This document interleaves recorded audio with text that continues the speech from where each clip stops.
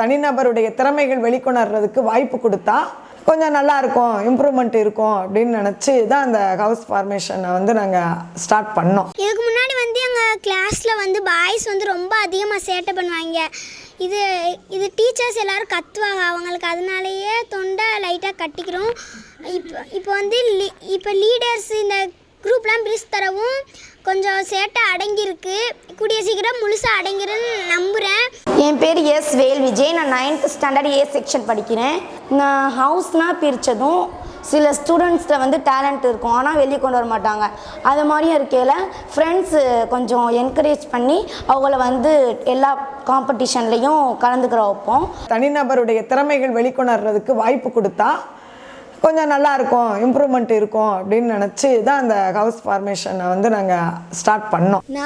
நான் முதல்ல வந்து 7th ஏ படிக்கையில் க்ரீன் ஹவுஸ் லீடராக இருந்தேன். அப்போ நான் போய் எங்கள் அம்மாட்ட சொன்னேன், நான் லீட்ரு அப்படின்னேன். அதுக்கு சரிண்டாக. எனக்கு வந்து ரொம்ப ஆசைனா கேப்டன் ஆகிறது தான் ஆசை. ஏன்னா எதுக்கு எடுத்தாலும் கேப்டன் தான் கூப்பிடுவாங்க, கேப்டன் போய் லீடர்ஸ்கிட்ட சொல்லுவாங்க. அதனால எனக்கு கேப்டன் ஆக ரொம்ப ஆசை. அது இப்போ 8th ஏ வந்து நான் கேப்டன் ஆகிட்டேன். எனக்கு அதில் ரொம்ப சந்தோஷம். அதோட நான் எங்கள் அம்மாட்ட போய் சொன்னேன், எங்கள் அம்மா ரொம்ப சந்தோஷப்பட்டேன். இந்த டீம்னால் என் ஃப்ரெண்டுக்கு வந்து அது வந்து பெனிஃபிட்ஸ் கிடச்சிச்சு. அவள் வந்து லேசியாக இருந்தாள், எதுலேயுமே சேராமல் தனியாகவே இருந்தாள். 6th தங்கச்சி, தம்பி, அண்ணன், அக்கா எல்லார்ட்டையும் பேசி அப்படியே ஃப்ரெண்ட்ஸாக பழகினா. அவள்கிட்ட இருந்தால் எந்த ஒரு பயமோ அந்த ஷைஃபில் போய் இப்போ நார்மலாக இருக்கா. அது இந்த டீம்னால நடந்தது. என் பெயர் ராபியத்துல் ஹுசைனா, 7ஆம் வகுப்பு மாணவி, ஊராட்சி ஒன்றிய நடுநிலைப்பள்ளி ஏர்வாடி. இதுக்கு முன்னாடி எங்கள் ஸ்கூலில் யூனிஃபார்ம் ப்ராப்பராக போட்டு வர மாட்டாங்க, ரிப்பன் கட்டிட்டு வர மாட்டாங்க, ஷூ சாக்ஸ் போட்டு ப்ராப்பராக வர மாட்டாங்க, டயத்துக்கு ஸ்கூலுக்கு வர மாட்டாங்க. ஹவுஸ் ஆரம்பிச்சதுக்கப்புறம் டயத்துக்கு ஸ்கூலுக்கு வராங்க, நல்லா ரிப்பன் பின்ட்டு வராங்க, யூனிஃபார்ம்னா ப்ராப்பராக போட்டு வராங்க, கரெக்டாக லஞ்சுனா கரெக்டாக நேரம் உட்காந்து சாப்பிட்டு நாங்களே க்ளீன் பண்ணிக்கிறோம். ஹவுசஸ் எல்லாம் நம்ம பிரிச்சாச்சு. இந்த ஹவுசஸ் வந்து ஏன் எதுக்காக நம்ம இந்த ஹவுசஸ் வந்து ஒரு பள்ளி அளவில் வந்து செயல்படணும், இதற்கான காரண காரியங்கள் என்ன? இப்போ உதாரணமாக ஸ்லோ லேர்னர் இருந்தால் அப்படின்னா அவனால் பெரிய அளவில் வந்து ஒரு அகாடமிக்காக வந்து அவனால் அச்சீவ் பண்ண முடியாட்டாலும் அவன் ஸ்போர்ட்ஸில் வந்து ஒரு நல்ல இதாக இருப்பான். டிராயிங் வரைகிறதுல ஒரு நல்ல ஒரு எந்தூசியாசமாக பார்ட்டிசிபேட் பண்ணுவான். ஸோ அப்போ ஒவ்வொருத்தரும் தனக்கான ஒரு பார்ட்டிசிபேஷனை, ஒரு கான்ட்ரிபியூஷனை பள்ளி அளவில் அவங்க கொடுத்தாங்க அப்படின்னா அவங்களுக்கு ஒரு கான்ஃபிடென்ஸ் வந்து ரைஸ் ஆகுது. ஸோ இந்த கான்ஃபிடென்ஸ் ஒவ்வொருத்தருக்கும் ரைஸ் பண்ணணும் அப்படிங்கிறது தான் இதனுடைய முக்கிய நோக்கம். அதே போல் ஒரு லீடர்ஷிப், ஒரு அணியை வந்து லீட் பண்ண போகும்போது இந்த வயசுலேயே அவங்களுக்கு என்ன வந்துடுது அப்படின்னா ஒரு செல்ஃப் லீடர்ஷிப் வந்துடுது. அதே மாதிரி ஒவ்வொருத்தரும் வந்து ஒரு குறிப்பிட்ட தன்னுடைய அணிக்கான ஒரு வெற்றிக்கு போராடணும் அப்படிங்கிற ஒரு டீம் ஸ்பிரிட்டு அவங்களுக்கு வந்துடுது. இன்னொன்று வந்து அவங்க வெற்றியோ தோல்வியோ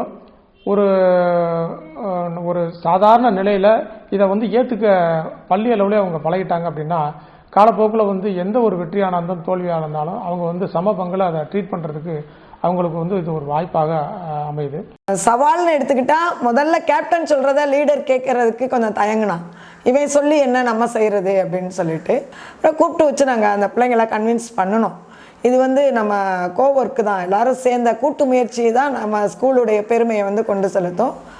நீங்கள் இந்த ஸ்கூலை விட்டு வெளியே போகும்போது உங்களுக்கு நிறைய கான்ஃபிடென்ட் கிடைக்கும், எந்த ஒரு சூழ்நிலையிலையும் நீங்கள் சமாளித்து வாழ முடியும் அப்படின்னு சொன்ன உடனே அவங்க உடனே மாறிட்டாங்க. எங்கள் ஹவுஸ் வந்து ஃபஸ்ட்டு பிளேஸில் இருந்தது. அதுக்கப்புறம் கொஞ்சம் 3rd பிளேஸில் வந்தோம். நாங்கள் ரொம்ப கஷ்டமாயிடுச்சு. அதோட ரொம்ப ஹார்ட் ஒர்க் பண்ணி நாங்கள் எங்கள் ஹவுஸை வந்து ஃபஸ்ட்டு பிளேஸ்க்கு வர வச்சோம்.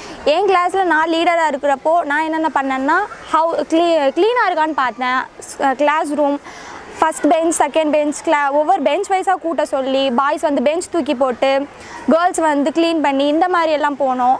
அப்புறம் போர்டு வந்து க்ளீனாக இல்லைன்னா மாற்றணும், டேட் மாற்றுறது, என்னோட ஃப்ளோர், நான் இருக்கிற அந்த ஃப்ளோர் நீட்டாக இருக்கான்னு பார்க்குறது, என் கிளாஸை மட்டும் பார்க்காம என் கிளாஸ்க்கு வெளியே இருக்கிற அந்த ஃப்ளோர் எல்லாம் பார்த்து அதை கூட நீட் பண்ணோம். பாய்ஸ் வந்து கேர்ள்ஸ் சொல்கிறத நான் ஏன் கேட்கணும் அப்படிலாம் மீன் பண்ணாமல் லீடர் வந்து பேசுகிறா அப்படின்னு நான் சொல்கிற எல்லாத்தையுமே கேட்டாங்க பாய்ஸ்லாம்.